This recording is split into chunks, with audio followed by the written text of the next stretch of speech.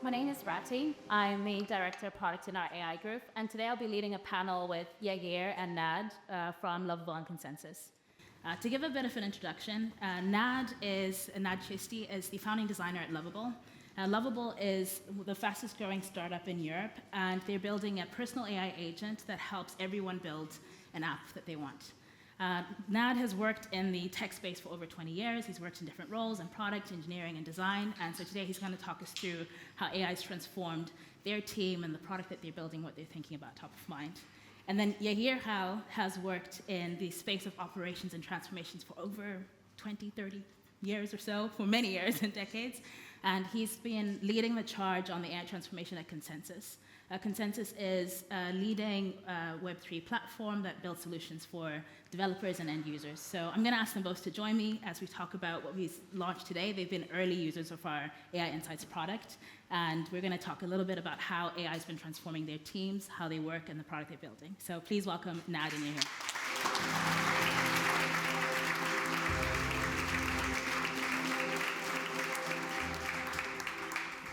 So, Nad, Yair, thank you for joining me today. Thanks for having us.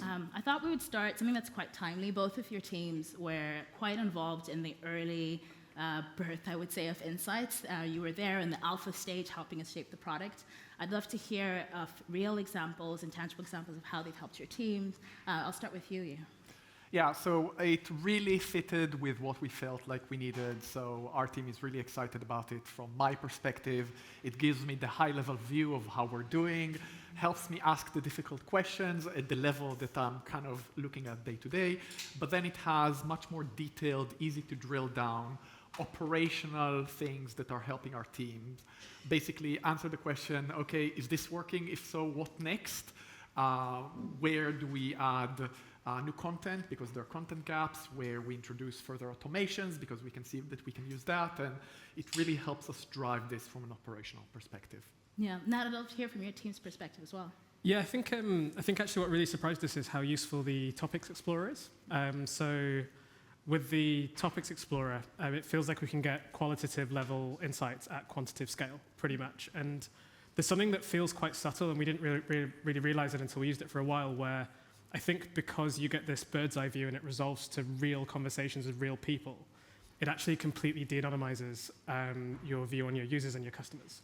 And so even though we get similar signal from doing user research sessions, product analytics, and so on and so forth, it just feels, in some ways, extremely honest, and it enables us to be way more user-centric. And so it's one of our major heartbeats, I'd say, in terms of how we keep in touch with our users and make sure that we're doing the right thing. Yeah, that's great. I'm going to zoom out a little bit, and when we think about what we've talked about today, at least for me, what comes top of mind is how, and it's probably a word that you hear a lot in the industry, how transformative AI is, but also quite messy it is, both in your teams as well as the product building. It's changed quite a lot, and I'm curious to hear, how has AI, the transformation of AI, for example, at Consensys, how has that been for you? So we needed to really change into this AI-first mindset. It's not an afterthought when it's a big part of what we do already, right? We are able to deflect a very high percentage of customers' issues already.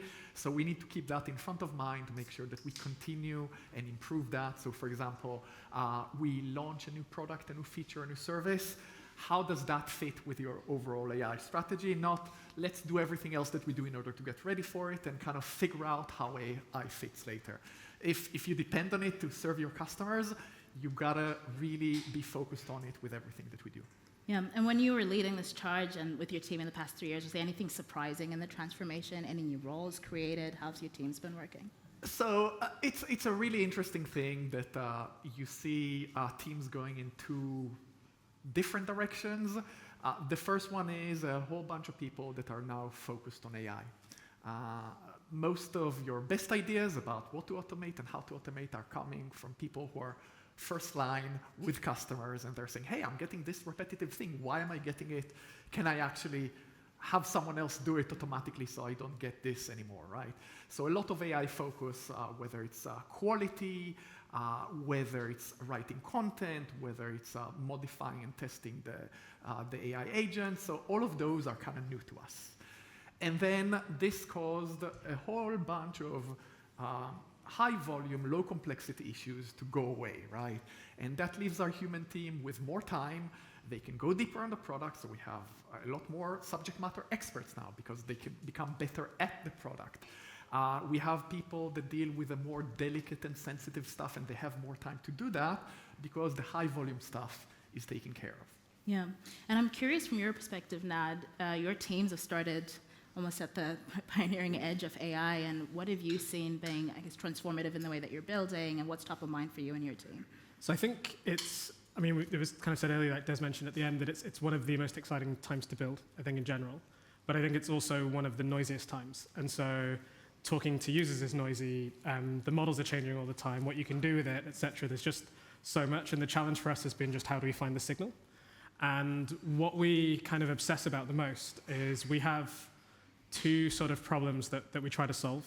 One of them is the accuracy of our AI. So our system is roughly 80% accurate in that you get what you want roughly 80% of the time. And we want to make that 80% number 100%. And we know how to do that. It's a bunch of applied AI engineering, a bunch of user experience work, also educating the market, frankly. Like, we could be too early for some things, and we need to, take people along on their own transformation journey as well. So we think a lot about this 80% number and how do we make it 100%. And then secondly, for us, we also think about, with Lovable, we give people superpowers that they never thought they'd have before. And so actually we take people on a personal transformation journey when they go from, I never thought that I'd be able to build an app by myself, to now I can. And so we think about this concept of flow, of how am I going on this transformation journey, and how do I maintain my flow when I do that? And in that world, it's less so about how to make the simplest product possible with the least amount of friction, but it's how do you make the most empowering product that takes you on an education journey and a transformation journey.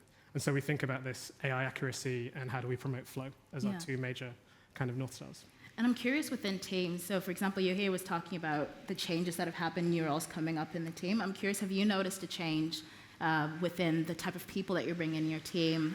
I'm curious if there's anything that you've observed there. Yeah, so one thing that we did since day one, which at the time was a bit more contrarian, but I think it's more normal now, we hire a lot of generalists.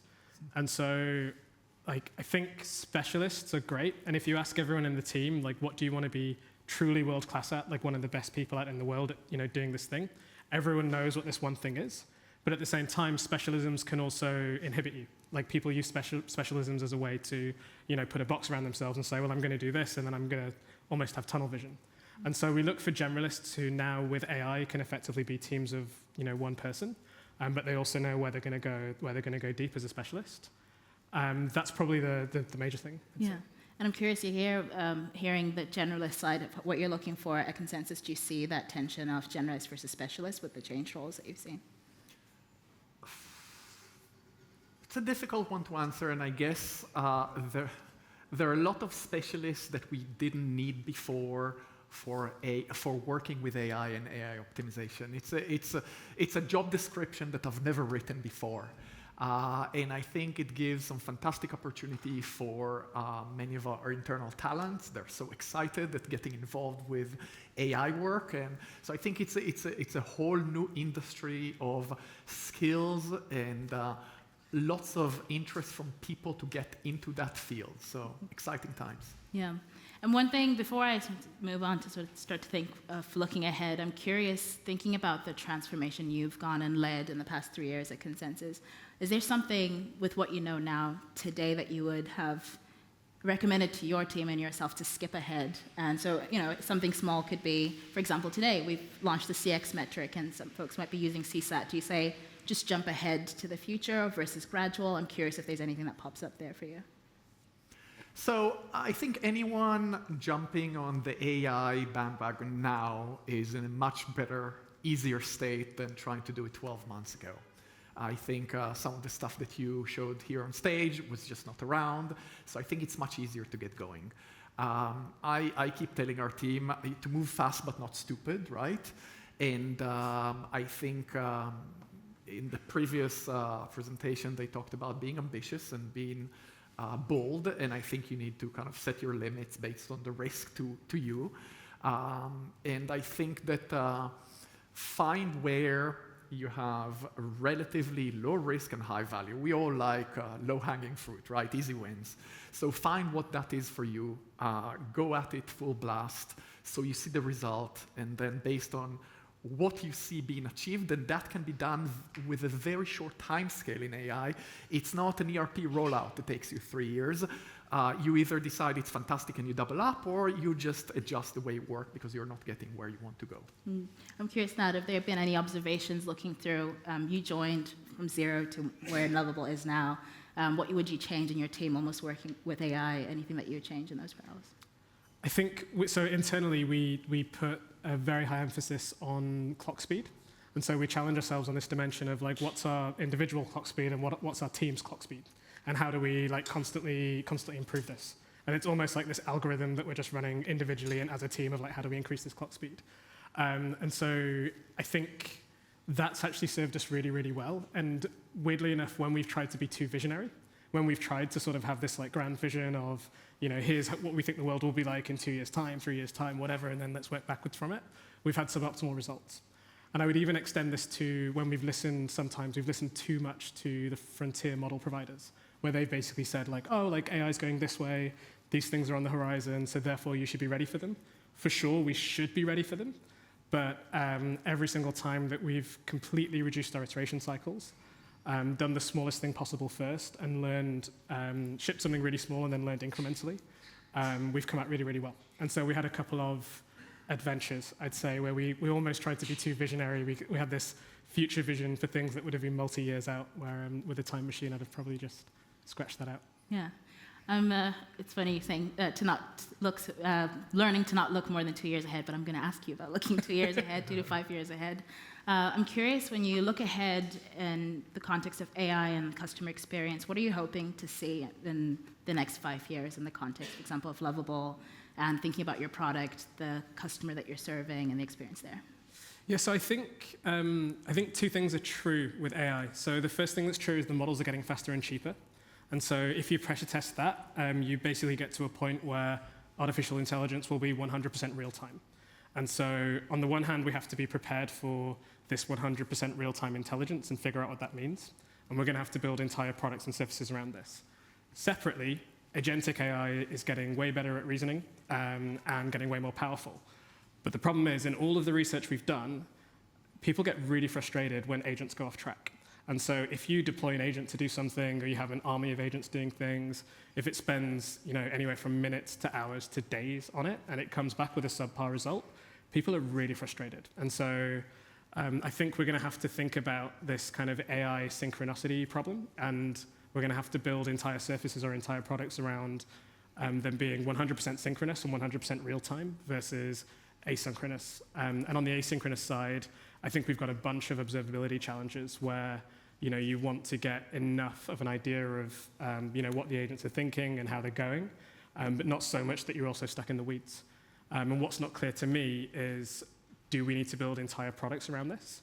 Or do we need to build different surfaces within the same product? And so we think about that a lot. And I think that's going to be a true problem for most products building with AI moving forward. Yeah, putting you on the spot, what's your hunch?